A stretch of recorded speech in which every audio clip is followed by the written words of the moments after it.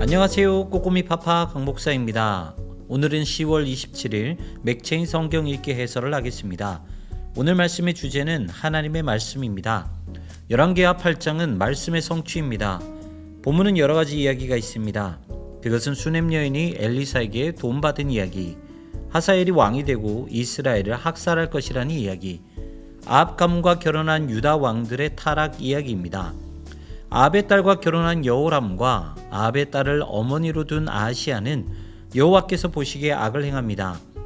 본문은 전체적으로 하나님께서 도우시는 이야기와 하나님께서 심판을 준비하시는 이야기로 구별할 수 있습니다. 이런 상황에서 심판을 벗어날 방법은 하나밖에 없습니다.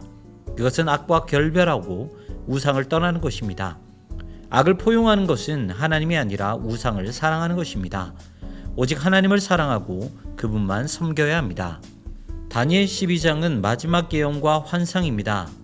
마지막 날에는 큰 환란이 있고 그때 구원받은 자와 수치를 당하는 자는 나눠지게 될 것입니다.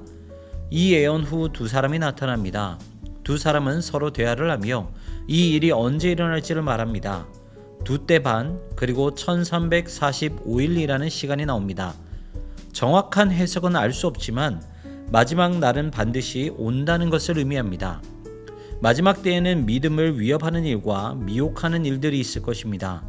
예언과 환상은 그 사실을 미리 알려줍니다. 그러므로 우리도 끝까지 믿음을 지키기 위해 말씀을 통해 기도를 통해 하나님께 집중해야 합니다. 디모데전서 5장은 질서와 사랑입니다.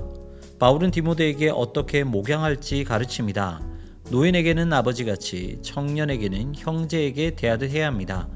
늙은 여자에게는 어머니께 하듯이 젊은 여자에게는 자매에게 하듯이 대해야 합니다. 과부는 존대해야 하고 특히 참 과부를 명단에 올려 존대해야 합니다. 잘 다스리는 장로들은 배나 존경해야 합니다. 하지만 범죄한 자들은 모든 사람 앞에서 꾸짖어서 나머지 사람들로 두려워하게 해야 합니다. 이처럼 교회는 사랑이 있는 질서가 있는 사랑을 추구해야 합니다. 시편 119편 49절부터 72절까지는 고난 중에 의지하는 말씀입니다. 세상 속의 성도는 항상 믿음의 위협을 받습니다. 믿음이 땅에 떨어지도록 조롱과 미혹이 찾아옵니다. 하지만 주의 말씀은 침체된 성도들을 살립니다. 그리고 주의 말씀으로 인해 영원히 소생된 성도는 어떤 상황에서도 말씀을 지킵니다. 심지어 시편 기자는 고난이 자기에게 유익했다고 말합니다. 고난으로 인해 주의 말씀을 배우고 지킬 수 있었기 때문입니다. 상황 때문에 말씀을 떠나지 말아야 합니다. 오히려 상황 때문에 말씀을 더욱 가까이 해야 합니다. 하나님의 말씀은 1.1획도 거짓이 없습니다. 그렇기 때문에 하나님의 말씀은 반드시 성취됩니다. 그래서 성도는 말씀 위에 믿음을 굳건히 세워야 합니다.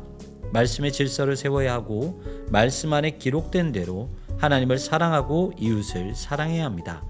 그것만이 마지막을 준비하는 성도의 올바른 자세입니다. 말씀 위에 굳건히 서시는 여러분 되시기를 소망합니다. 지금까지 꼬꼬미 파파 강목사였습니다. 내일 다시 만나요.